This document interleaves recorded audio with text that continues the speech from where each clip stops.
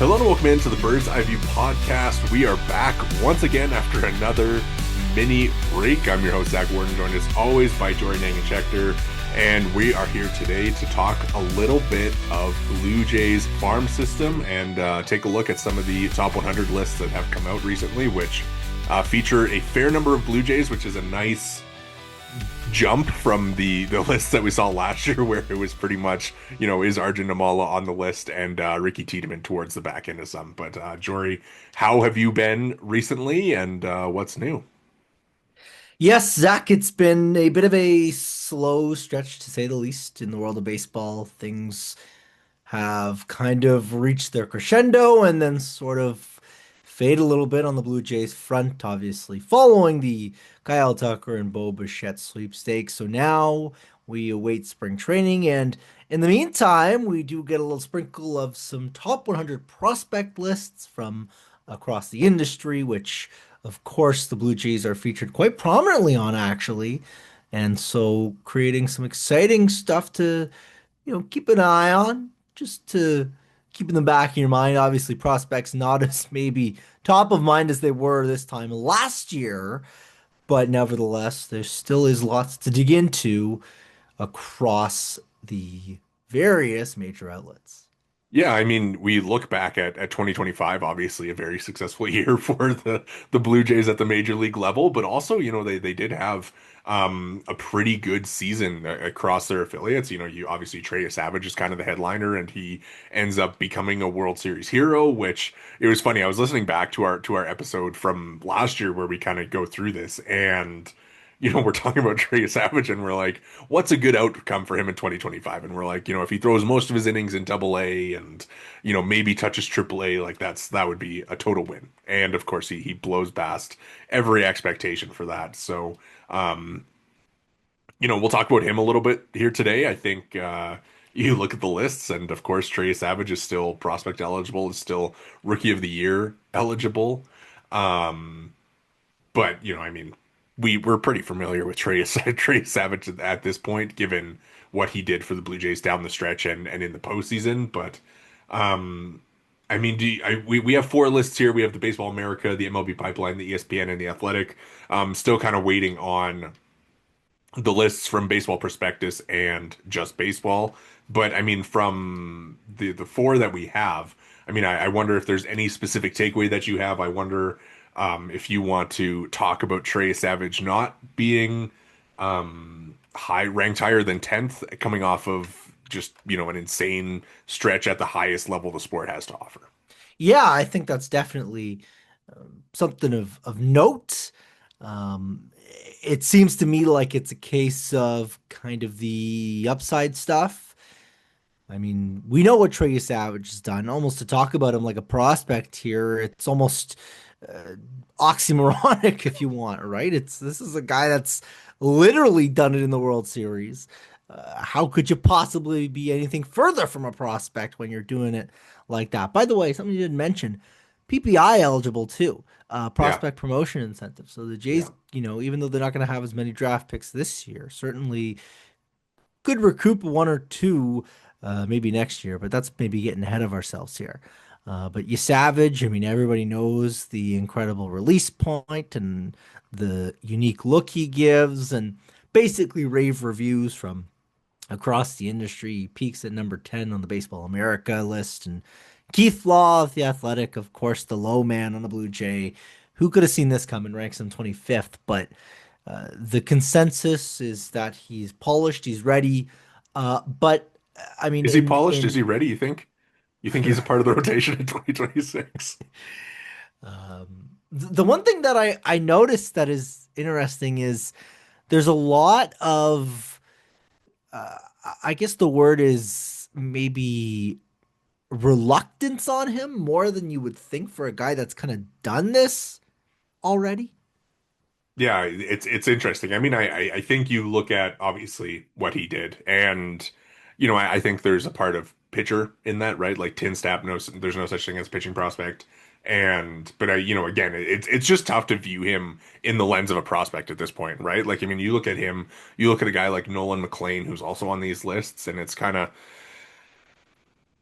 it feels wrong to kind of talk about these guys as, what's their future look like when they, were such important parts of their team's present in 2025. But I think certainly when you look at what Savage did, obviously I think you're excited that he's a top 10 prospect. You're excited that he's towards the top of these lists, obviously well deserved. I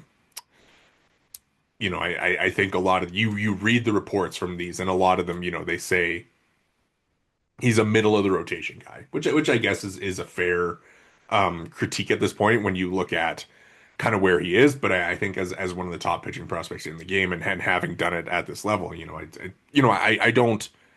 I'm not jealous of the people who have to kind of rank these systems because you're trying to project who's going to be or have the best career, right? And Yesavage obviously had a great season and a great couple months, but how do you weigh that in what he's going to be in his career? And I it'll mean, be interesting to see. Yeah, you think about the floor versus ceiling argument. yeah, The floor is a Major League Baseball player because he's already done it. yeah. But I guess the ceiling is kind of where you get the discrepancy between some of these different outlets. Yeah, it'll be interesting to see kind of what he does to be different in 2026, right? Obviously, you get the introduction to him, and he does so well. He, sets all these records in the postseason, and he was in Toronto this week for a Rogers event, and he mentioned it when he was there that he's working on bringing back the curveball. And of course, the curveball was a pitch that he had used at East Carolina, and I believe he kind of mixed it in early last season with Dunedin and probably a little bit with Vancouver. But then as he got closer to the majors, the focus was the fastball, the splitter, and the slider. So. I think that this is a guy who clearly, isn't satisfied with where he's at, and for a guy with such a unique profile, where he has everything moving arm side, bringing in a curveball that's going to move glove side for him would actually be pretty important. So we'll kind of see how that works out for him and how things look. But I think he's one of the more exciting stories for the Blue Jays in 2026 because this is a guy that you're going to be able to kind of lock into the middle of your rotation because you have Dylan Cease and Kevin Gausman and Shane Bieber, and you kind of let him go and see what he looks like over the course of a full year. So we kind of did this last year. It kind of makes sense to do it this year. Let's maybe talk here a little bit about kind of like uh maybe we'll go like 20th percentile outcome, then like what we're kind of saying expecting, and then maybe what like the 90th percentile outcome is for these guys. Yeah, so I mean, I think, you look at projection systems, right, which are generally kind of 50th percentile outcomes, and which projection system do you want me to use here? I'll let you dealer's choice. Well, I know you're a big oopsie guy, Oopsie, um, yeah. but I don't know if that's gonna have the most favorable outlook on you, Savage. It I actually don't know. has the most favorable outlook. Okay. So that's 149 innings, which is the most of any projection system. It's a 3.48 ERA. It's a 28.4% K rate, and then of course the walk rate does creep back up to the 10.4% there for him. So, obviously for you Savage, the strikeouts are going to kind of be the big thing for him, and then the ERA is kind of tough to project. I would say, how well are teams going to adjust to him? And I mean, when you look at in the minors last year when he had success, obviously he was in the zone a lot, and then he got to the majors and he was getting a ton of chase on the splitter, and when we saw kind of the splitter wasn't there and getting that chase, you think game two of the ALCS against Seattle, and he gets hit around a little bit, right? So how are teams going to be able to adjust to the splitter, and how is he able to kind of counteract that? Is it the curveball? Is it more sliders? Is it a little bit better command? It's kind of all of these things are going to contribute to what he does in 2026. But I certainly think that we'll probably see probably like the results oscillate a little bit where he's either striking out the world and having these great games, or guys aren't chasing the splitter and they get to him a little bit. You think a little bit Kevin Gausman, right? So I think when you look at the projection systems, it's the Oopsie's the low man with a 3.48 ERA, and then the bat is the high man at a 3.90. I think that's a pretty good range, right? Like a 3.5 ERA to just below a four, and then the strikeout rates are obviously all pretty high across the board, and the walk rate will be in maybe the high nines around there. Yeah, I'm really fascinated by, the last time the Jays had a young guy coming in with this kind of hype, who my mind immediately goes to when we talk about projection systems, the Alek Manoah debacle, and obviously all of that, where people were talking about there's no way that Alek Manoah's ERA is that high and all that, and obviously we know what happens next. I'm fascinated and encouraged that it seems like there's a consensus here that Yesavage is kind of like the real deal in some capacity Yeah. or another. What do you think for an innings like mark that we should expect from him? I think he ended up at 139 last year across all levels, which of course was a huge jump from his 93 the year before. But I think it was Shai Davidi wrote the other day that there will probably be some management of his innings by the Blue Jays, especially when, you view yourself as a postseason contender and you're going to want his best innings to come in September and October. What do you kind of expect for his regular season workload to look like? I'd be surprised. I'd be pretty surprised if it wasn't in the 150 range. Um, to me, I feel like they're gonna try to be pretty aggressive with him in relative terms. Obviously they're gonna have some form of kind of protecting him. But you know, you make this huge jump. Obviously, it's a substantial tax on his arm, but you're not going to want to take steps back here. You're going to want to get him into that 150-ish range so that ideally you can keep building him and get to the point where he's throwing like 180 innings in as soon as like 2 years, right? I mean, I think that's the end game here is that you want him to be an inning muncher of sorts. He certainly has the build to be that kind of workhorse. I just wonder exactly what that number is that you can bridge there, and if that's a 1 year thing, or if that's a 2 year thing, or if it's a case of you let the reins off him next year, or exactly how they choose to deploy him over I mean, really next 24 months. Yeah, I'm sure that they like obviously have planned for him in place this year. And when you look at it, I think for him, I think you're probably spot on with like the 150 as like a nice goal for him this year. And then, the postseason, again, we said this last year where it's like, how many innings are you going to let him throw? And then, of course, you get to the postseason, it's kind of like all, you throw it out the window because you're trying to win a World Series. So, if you get him to 150 in the regular season and then he adds on another 20 or so innings, and that's obviously like a very ideal outcome, then you'll probably take that. But if you go 150 this year and then you get him and then you kind of let him loose, like you said after that, I think would make sense. Like it's interesting actually when you compare him to Paul Skeens. Obviously, Paul Skeens kind of a different type of beast, a different type of animal, like a guy who is very clearly built to handle like the workload of a regular season, and he goes, from I think it was like 160 innings between the minors and the majors in 2024. And then last year he gets up to 187. And they kind of managed him towards the end, right? Like his outings were shortened by the end of the year because the Pirates were like, all right, we're not making the playoffs. So we're gonna, kind of dial this back. But, for these guys, it's super it's really interesting to kind of see where their bodies allow them to go, right? And before last year, we talked a lot about like Rhett Lauder as a comp for Yesavage, and he kind of did the thing where he shot up and made his major league debut in the year after he was drafted. And we were kind of talking about that as like a perfect or like a 100th percentile outcome for Yesavage. And of course, you get there anyways.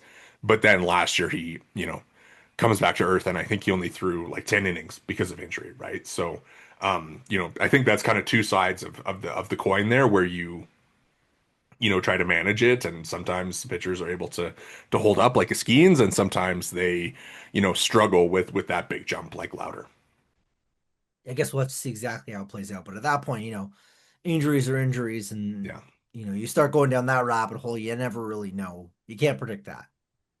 Pitchers are healthy until they're not. So let's keep moving on. I mean, obviously Savage was the top ranked Blue Jays prospect on all four of these lists. As we said, number 10 by Baseball America, number 12 by Pipeline, number 14 by ESPN, and number 25 by The Athletic. But when you get into the number two prospect in the J system, that's where, things kind of start to differ a little bit. Of course, Baseball America, um, the high list on Arjun Nimmala, putting him 62nd.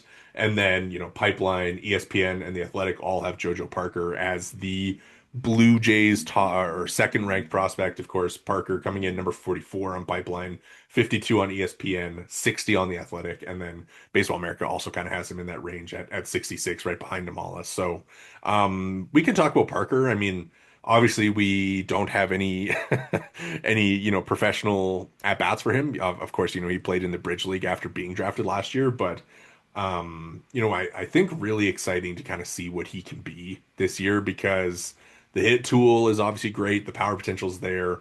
Um, Defensively, can he stick at shortstop? I'm sure he'll start the year in Dunedin playing shortstop, but is the long-term future at third base? It's kind of tough to say.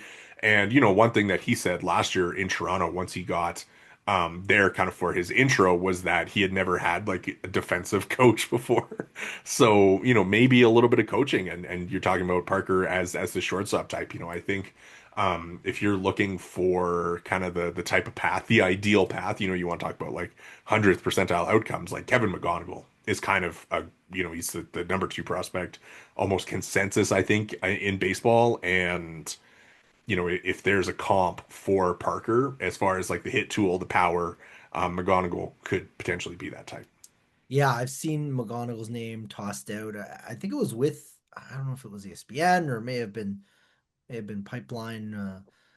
Either way, there was an outlet that kind of had said that if there was a guy from the 25 draft class that could demonstrate that kind of helium, McGonagall was kind of the comp for Parker in terms of having the opportunity to break out like that. We have not seen JoJo Parker in the professional setting, like you said. It's hard to make much in the way of projections with him. But everything you read about him, the sense that you really get is that this is first of all, maybe a hit over power guy, but a really kind of complete package, I think, is really the Yeah. description that a lot of outlets have kind of given. And, for the Jays, especially with Arjun Nimmala already kind of, presumably they're kind of not necessarily shortstop of the future. Again, prospects are prospects. But to have this guy that you feel like is maybe going to have an opportunity to contribute in multiple defensive positions on the infield, I think that's definitely going to be something worth keeping an eye on.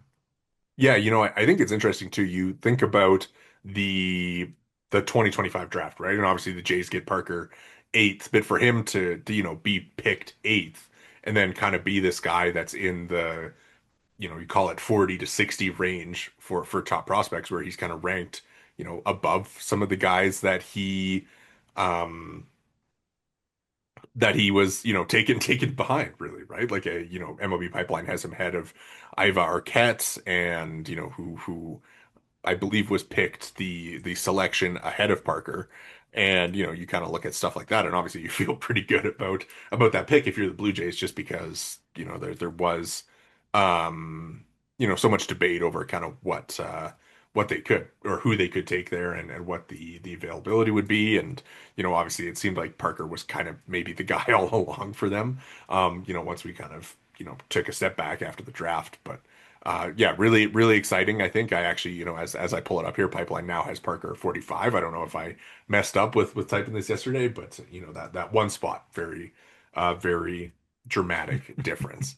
Um, but yeah, I think if you're the Blue Jays and you're looking at your 2025 first rounder, for him to be across the board, this type of top 100 prospect, I think you feel pretty good about that. Yeah. Well, I think that him and Nimala, they're so intertwined also as prospects, just the position and the kind of rank. Yeah. So, I mean, I would pose this to you. Who do you think this year is a bigger year for between those two in terms of what we're going to learn about that middle infield prospect? Well, so I think we'll obviously learn more about Parker because he's new, right? Because we don't know, um, we haven't seen him play in a professional environment. But I think the year for Nimmala will probably be more telling about what his future holds. Just obviously, it seems like Double A appears to be the landing spot for him. Obviously, 2025 was such an up and down year for him, where he comes out of the gates blazing hot.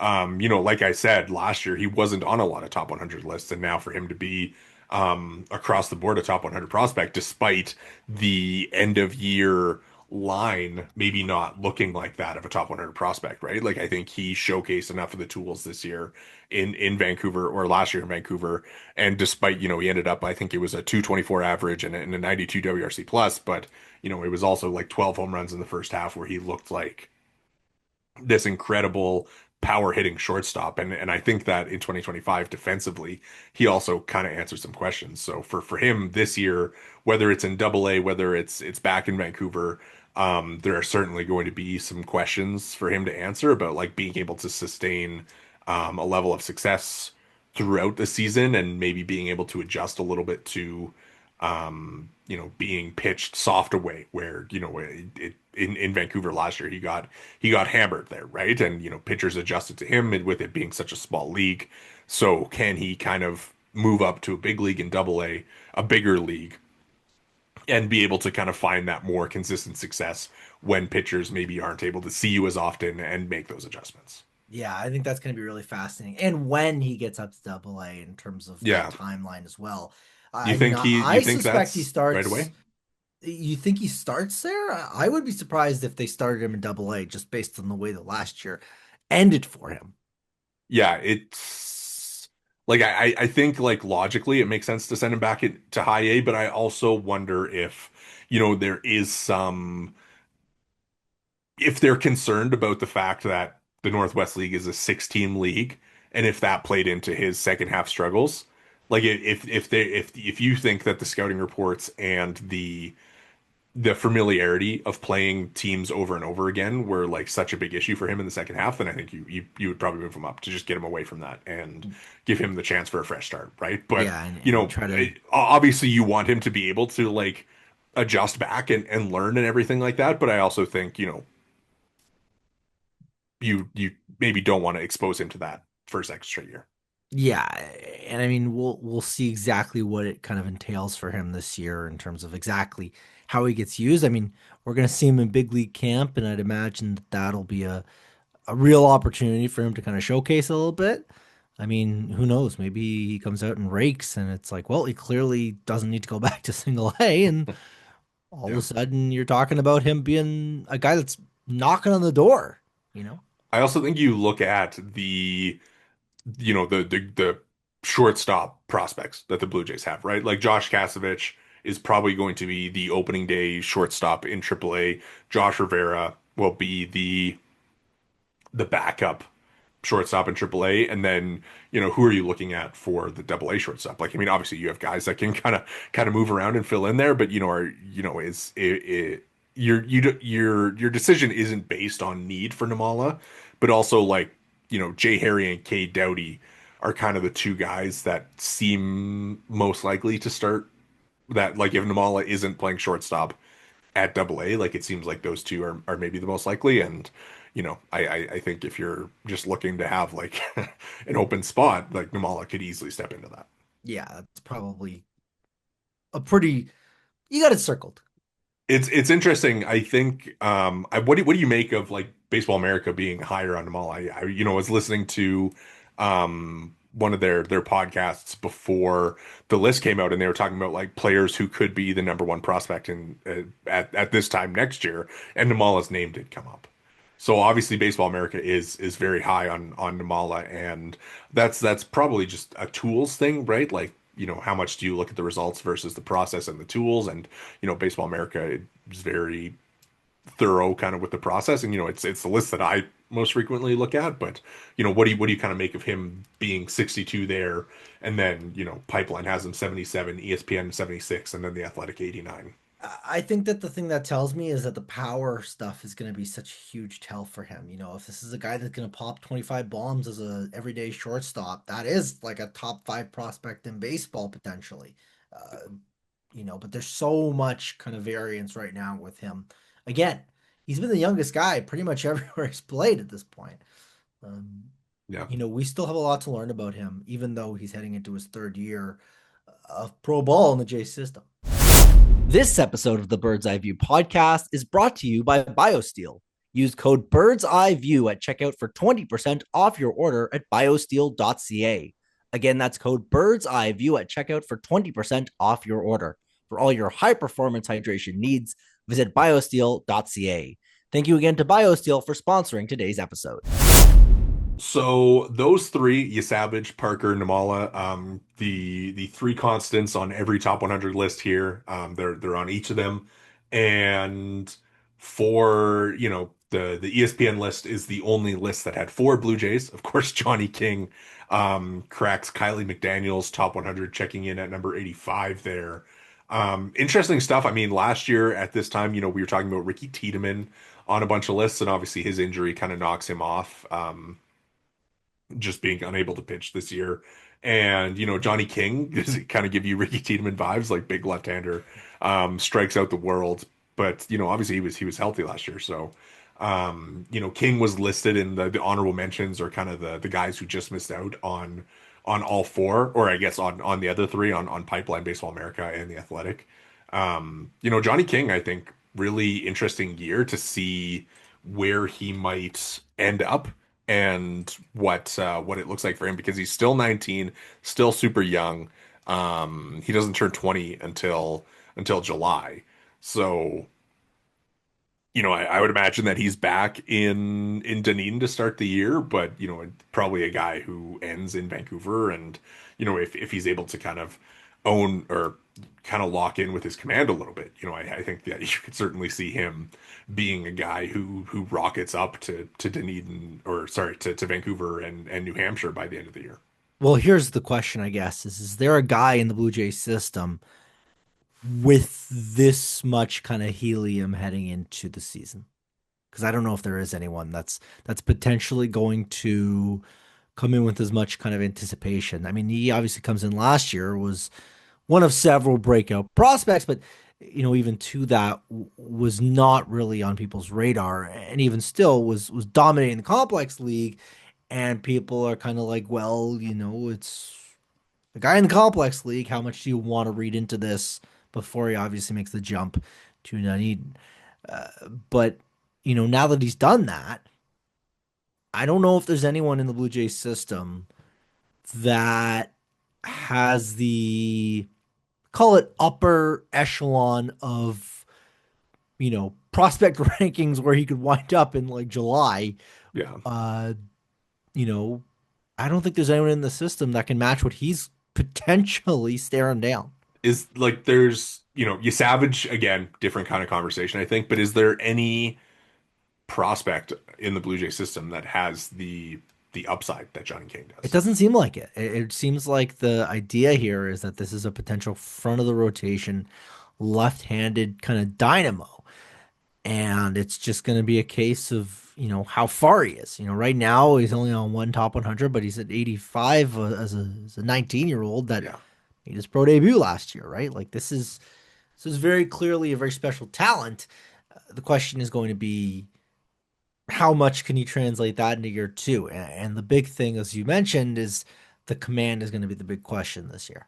Yeah, I think you look at it last year in Dunedin, and it was a 38.1% K rate and a 17.9% walk rate, right? So, obviously the stuff is there, the upside is there. I would imagine that he's a guy that probably, if he comes out and he has three good starts to begin the year, like where he, limits runs, controls the walks a little bit better. He's probably like a guy who's like first update onto these top 100 lists as guys graduate, like Savage, like McLean, like Sam Basayo. And this is a guy who probably cracks the back end of the rest of them if he comes out and has a strong start. Yeah, I think that he'll be a guy, goes without saying, but a guy to watch for sure Yeah. in the kind of early months of the season. Yeah. Interesting. I mean, obviously those are kind of the main four names that were thrown out there for all four lists as either on them or kind of the just missed. But Kylie McDaniel did, I believe it was like the 101 to 200 list and kind of kept it going. And he has Ricky Tiedemann 151 and Sam Shaw 176. I kind of want to get your thoughts on Tiedemann first because obviously this is a guy who has been on these lists for a while, and now, fatigue obviously sets in, having not seen him pitch in 2025, and so much kind of goes into where he falls. But certainly a guy who you're expecting to come back healthy. He's on the 40 man. I mean, what are your kind of expectations for Ricky Tiedemann this year? Like, let me put it this way: will Ricky Tiedemann be when we record this episode next year, will Ricky Tiedemann come up as a name that we're talking about as a prospect or a guy who graduated? I mean, if we're still talking about him as a prospect, I don't know if it's going to be anything too exciting because certainly not as a guy that's knocking on the door like that. I mean, you'd like him to maybe graduate sooner than later. Um, He's you still know he's what? still 23 though. Listen, I think it's more likely we're talking about Ricky Tiedemann at this point as contributing in kind of a Mason Fluharty role than we're talking about him contributing in a Johnny King or Trey Savage role. Um, you know, I do kind of wonder because he's been away for so long, out of the spotlight forever. Um, and I remember, after he had finished that incredible year, I remember the discussion being like, this guy hasn't faced any adversity. He's completely mowed down the best he's been able to face. It's been just smooth sailing, and obviously no longer the case. But, you know, it's hard to not dream on, what he was at his best and to wonder if that's something that still exists because if it does, it's a huge potential part of a future rotation. But in the same way that there's a lot of question marks about like a Johnny King on kind of the other end of the same spectrum of questions is Ricky Tiedemann. He's an older version, but still a guy we don't know much about really. Yeah, and obviously UCL repair surgery is more common these days, but you still don't know. Different guys respond differently to these surgeries, right? So, the beginning of his year will be super interesting. It sounds like he's going to be working out of the bullpen, in the minors, and I think if he returns back to kind of the same stuff monster that he was before he went down with the injury, like the floor there is a high leverage left-handed reliever, right? And that's kind of something that the Blue Jays like don't really have as we go into spring training here. Brendan Little, Mason Fluharty both obviously have their moments in 2025, but both also have, decidedly some struggles for sure. Um, but I think Tiedemann, like just kind of the floor of him being able to be like something that the Blue Jays need is really intriguing, and it certainly doesn't preclude him from being a starter if he comes up and helps the Blue Jays as a reliever this year.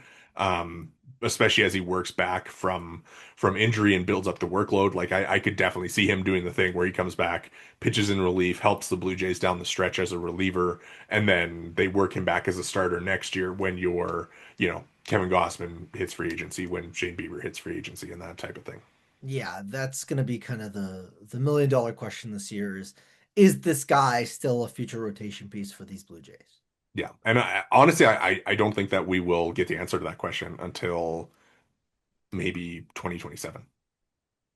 So, Sam Shaw, though, super interesting to see him kind of be the guy here. ESPN, obviously, so Kylie McDaniel, by putting Sam Shaw 176, puts him as the fifth best prospect in the Blue Jays system. Obviously, you know, Sam Shaw enjoyers on this podcast, but certainly was a little bit of a surprise to kind of see him on this point. But again, it's another guy who he's about to turn 21, super young, had a really nice year, got the promotion to high A. It's interesting because Kylie also wrote that he has like a sleeper top 100 potential. Okay, I'm going to ask you to put on your Kylie McDaniel costume and try to kind of explain to me what about Sam Shaw is sleeper top 100 prospect, because this is a guy that, plays some, well, really plays all over the diamond kind of, but plays some premium-ish positions. Not a guy that rakes in any particular way, but I mean, it sounds like the process is pretty good. He's got some pretty good, I believe his walk rates are pretty solid. I think he's a pretty decent kind of pull the ball in the air guy in relative terms. So like there's stuff about the profile that you like. Um, but this is out It's of a left statement. It's field. a statement It's a for sure. statement. Yeah. Um, honestly, I think when you look at like what's the difference between the 176th best prospect in baseball and the 276th best prospect in baseball, like there's probably not a huge difference at that point, right? But um no, I think you kind of explained it where, really great process, really great eye, and he plays all over the diamond, right? And versatility is obviously something valued by the Blue Jays and teams across baseball. Um, Shaw hit 7 homers in 20 games in Dunedin last year, and his OBP was like approaching 400. So, the exit velos aren't going to be like those of an Arjun Nimmala, of a JoJo Parker, because this is a 5'10", 180 pound like middle infield to center field type. But like he's got the ability to hit, he's got the ability to get on base. I think when you just kind of look at the full toolkit, it's intriguing. And you know, obviously I'm not Kylie McDaniel, so I'm not, seeing the same stuff, or I'm not, going to be able to explain exactly why he would plant his flag on Sam Shaw. But I think if you're looking at like these type of utility players that have a home in Major League Baseball today, Sam Shaw fits in right there. Like there's other guys that people have been big on the, the flag planting. Juan Sanchez, I feel like, is a name that has been brought up over and over and over again. Mind you, this guy is 17 in the Dominican League. Like this guy is an eternity away if Sam Shaw is forever away. But it's just such a fascinating name to kind of pull out of a hat here. Yeah.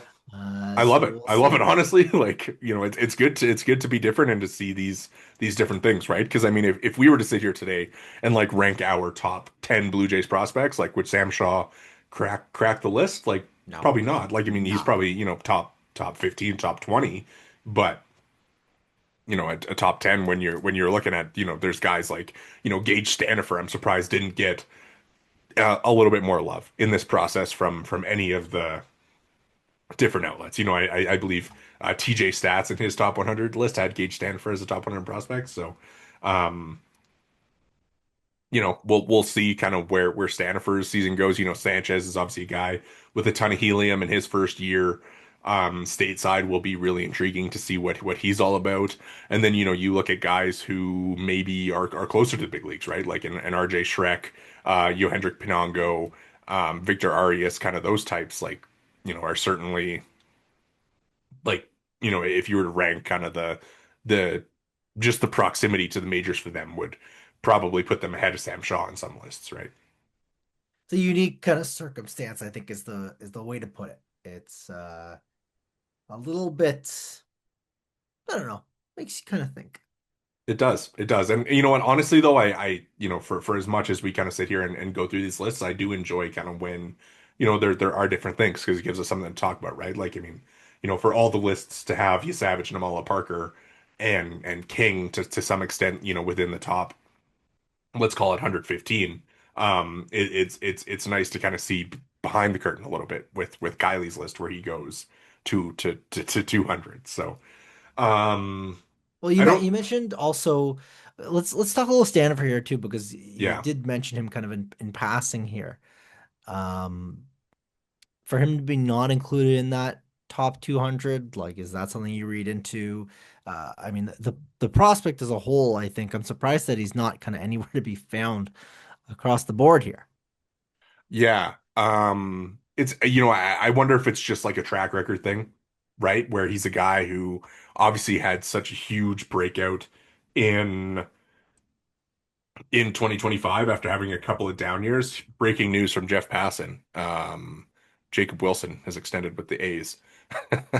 Not relevant, but Gage Stanifer, obviously, where he just like strikes out the world. He goes from Dunedin to Double A and lands there. He'll obviously get his chance to kind of like lead that Double A rotation, I would guess, in this year. And he kind of, he gets the non-roster invite. He's um kind of one of these helium guys. And, I think if you're looking at a guy who could maybe be like a high leverage reliever for the Blue Jays in 2026, Gage Stanifer kind of fits that bill. And obviously, you want to develop as a starter, but, um, again, great stuff. And I wonder if it's just kind of a case of all these lists saying, prove it to us one more time before we kind of go ahead and crown you one of these legitimate top prospects because before last year he was a guy who was walking 18% of guys, and then last year of course he takes a step forward with his command and gets to 12% while striking out nearly 36% of guys. Yeah, so there's a lot of kind of upside there, but a lot of kind of question marks in terms of the past performance, if you want to kind of dip into Yeah. that. Yeah, it's interesting when you look at a list like that, right? Because, um, I wonder how you weigh like Gage Stanifer taking such a step forward versus, guys who maybe like have those longer track records and then have a bad year but are able to bounce back. You kind of think of like the Relvis Martinez's where let me tell you. So last year, as I was listening to our episode, so we were talking about a Relvis Martinez obviously because he was kind of in this honorable mention spot, and I said to you, I was like, over under Aurelvis Martinez AAA WRC plus this year, and I said 140, You're not going to nail everybody. and we said over. And of course it ended up being 74. So I mean, prospecting, tough business, man. What do you think about Stanford though? Like, I mean, obviously, he was a guy who was like Trey Savage's piggyback partner, and then he kind of becomes his own thing once Savage, takes the leap. Um, But I think there was a certain point last year in Vancouver where it was like he was just dominating every start, and it wasn't. It Yeah. was it was low walks, it was high Ks, it was no runs, like almost every single outing. And I think for me that's kind of when it changed was that little run that he had for Vancouver, and and then obviously it kind of seems like he's a guy who if he performs similarly to begin the year could be a guy who's like banging down the door in AAA. Yeah, I mean, this is a guy I think that very clearly, I mean, I don't think it's outlandish to call him your third best pitching prospect behind Savage and King. I mean, there's obviously reason for maybe hesitance in terms of, how much bulk is this guy going to present? It really kind of seems like he's only really got two kind of legit pitches. Uh, but even to that is, if you're just stat line scouting, I mean, this is one of the better guys in the Blue Jays system, one of the better stories in the Blue Jays system, and kind of ticks all the boxes that you're looking for in a guy.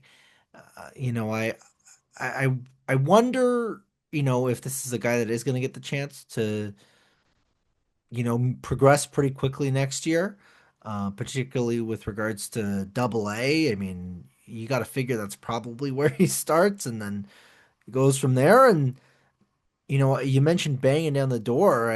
I could totally see a universe where, as early as even June, this could be a guy that could be, potentially pitching for the Blue Jays. Yeah, it'll be interesting because they like obviously have this rotation depth, right? Where you have your solid six guys who appear to be starters. They have Eric Lauer in that mix, and then you toss in some of these other guys who are kind of around, and I guess you could say in the mix. You're talking about like an Adam Macko, you talk about a Bowden Francis, a Lazaro Estrada, you talk about like Yariel Rodriguez. I guess you look at the guys who were non-roster invites, and CJ Van Eyck got in that group. Chad Dallas will be coming back as well. There's obviously like rungs for Stanifer to pass to like kind of get there. But again, the talent level, just how hard he throws, like just the efficiency that he kind of showed down the stretch,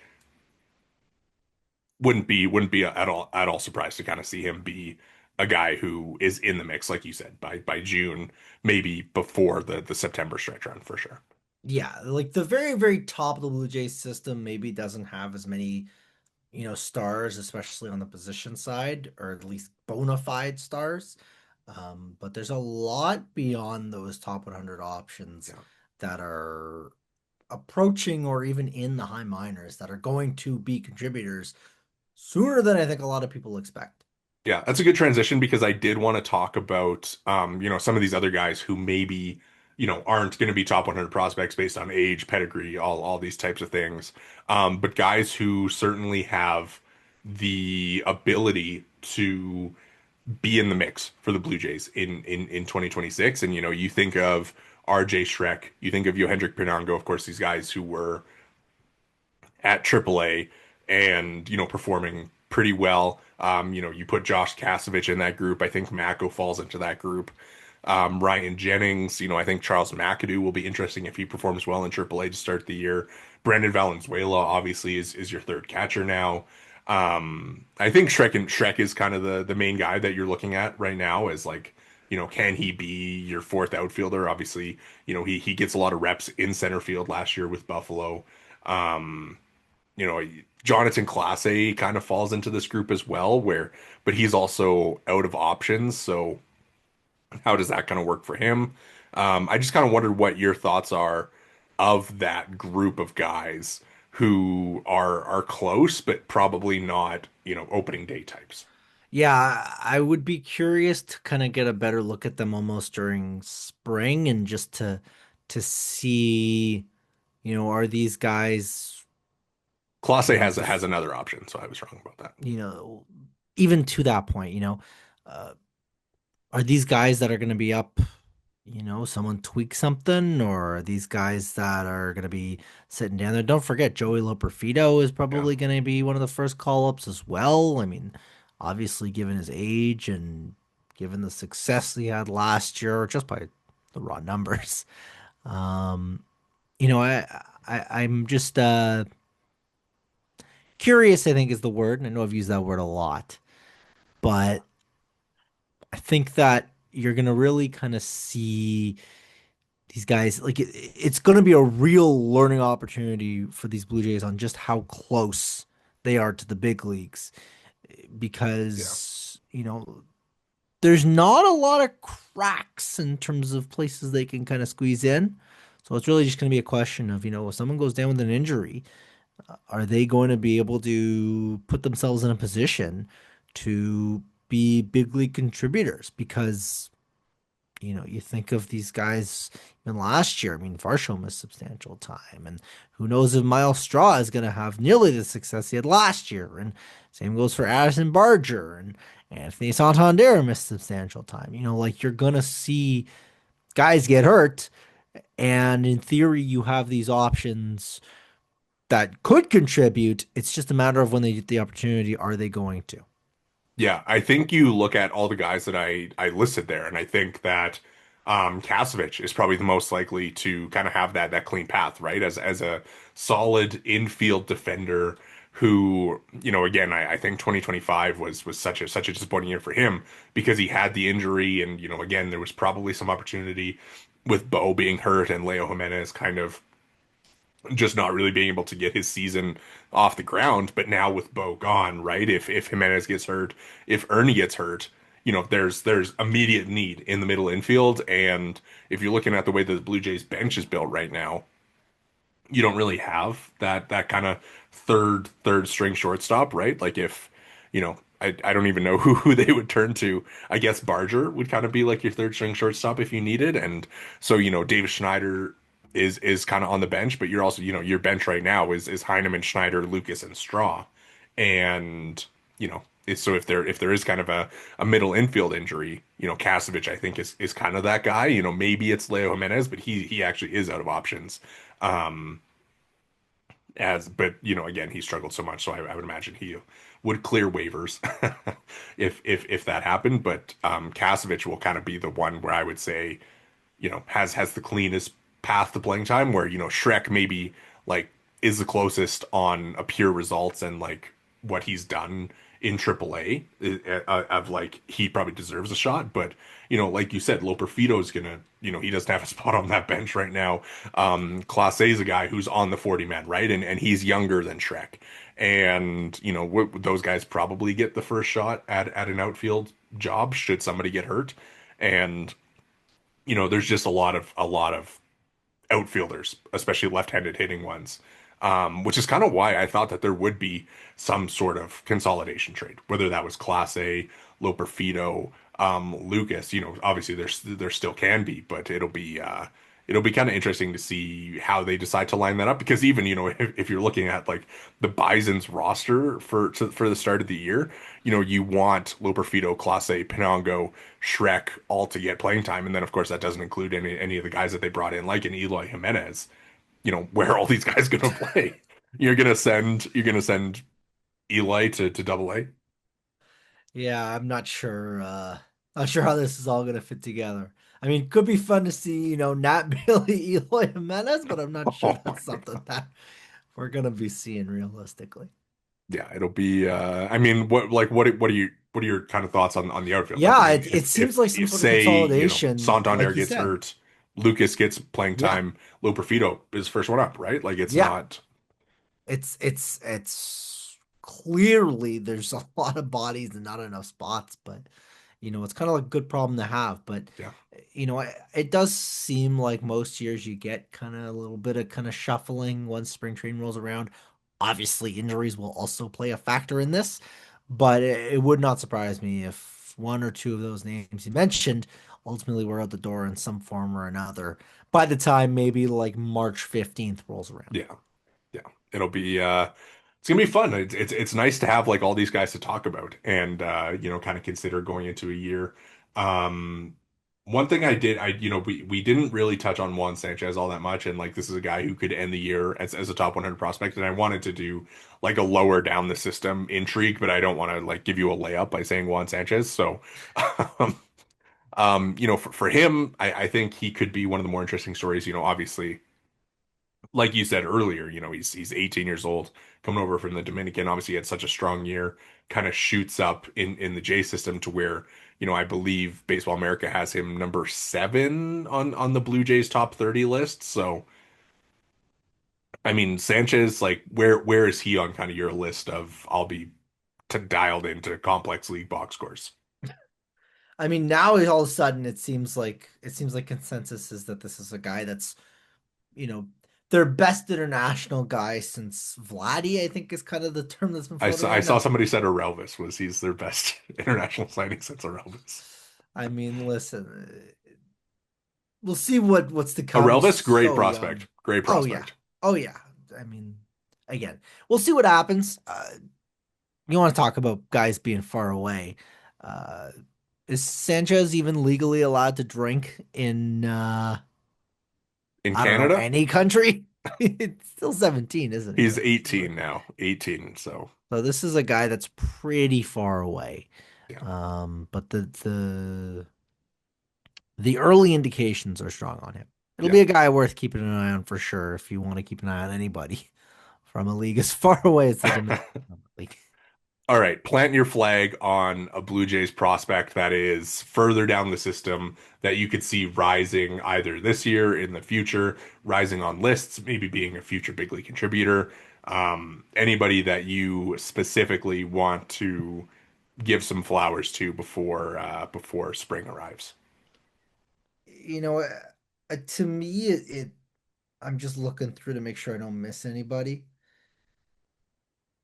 I do think that RJ Shrek is a guy that's going to be really fascinating to watch this year. Obviously, not a ways away. He's pretty close. Um, but I'm not convinced Loperfido is going to be a guy. We'll see if Piniago is able to convert the exit velocity stuff into some launch angle stuff. The word is that he's not really done a great job getting the ball in the air. But RJ Shrek is kind of everything he asked for in terms of the process as far as pulling the ball in the air. And even though his exit velocity numbers aren't incredible, he still gets to that power, plays all three outfield positions. I'm less convinced by some of the Blue Jays outfield depth that is maybe arrived or expected to be kind of next man up. Uh, you know, it remains to be seen, at least in my estimation, that Miles Straw is going to be a contributor once again. And obviously, those two would fill very different positions in terms of defensive utility. But even with a guy like Loperfido, who I think is also a similar kind of mold, I think the clock's kind of ticking on him too. To me, RJ Shrek is a guy that, very clearly has, I think, a path. And we talked about that issue with kind of consolidation and how many guys they have that could potentially play that are outfielders. But RJ Shrek is a guy I think that I like to make some noise at some point in 2026. Yeah, I like that. Obviously, close to the majors. I think he will certainly be ready when he gets his call. For my side of this, I'll go Sean Keys. I think he's obviously like a very clear breakout prospect pick because last year he sets the Canadians home run record, hits 19 homers. He has success with bat to the ball. He only strikes out 22% of the time. He walks 16.3% of the time. And when you look at the final line, it's a 217 average, but the BABIP was 250. So I think a guy who clearly hits the ball hard, has a good eye, just kind of had some batted ball. Not was unlucky with his batted ball results last year, and it was still a really strong season, a 773 OPS in Vancouver, and I think very clearly a guy who is set to break out in 2026 because he'll have some better luck, and we'll kind of see what happens for him at Double A. And then the other guy that I did want to mention was Javen Coleman, reliever who spent last year in Dunedin and Vancouver. I think he's a very it was very telling that the Blue Jays invited him to big league spring training, having and he had not pitched beyond Vancouver because the stuff is that good. He's a guy who he was an undrafted free agent because he was hurt, but the strikeout stuff was crazy. He struck out 40% of the guys that he saw in Vancouver with a 6.1% walk rate. So, really encouraging lefty there, and I think that he is the type of guy that we could probably see fly through the system if he's able to kind of keep up with his or with the success that he had in 2025. Chance to be a contributor sooner than maybe some expect. Yeah. Well, anybody else you wanted to get to? I mean, I feel like, we touched on a lot. Yesavage, Parker, Nimmala. I did kind of have here some of the Jays system rankings, and of course there are a ton of Canadians on a lot of these lists, but I think that that was pretty good for today, kind of touching on a lot of the systems. I think we'll have maybe a little bit more of an in-depth preview once spring arrives heading into the year for the J system, but a good look, I think, at where things stand on January 30th and heading into the year. One note that I did have here is, going to be a little bit unfortunate with the Blue Jays being so successful last year that their first pick likely won't come until the 40th selection, depending on where Zach Gallen signs in the 2026 draft. Oof. Ah, that's okay. I mean, you'll trade a World Series run for that. I think you live. All right, well, that is going to do it for us here today at the Bird's Eye View podcast. Make sure to hit the subscribe and like buttons if you're watching on YouTube. If you're listening along on the audio provider of your choice, make sure to drop a follow and review. You can follow us all on Twitter. I am at Worden_Zach. Jori is at J Negin-Shecter, and the pod is at BEV_pod. Thank you so much for listening.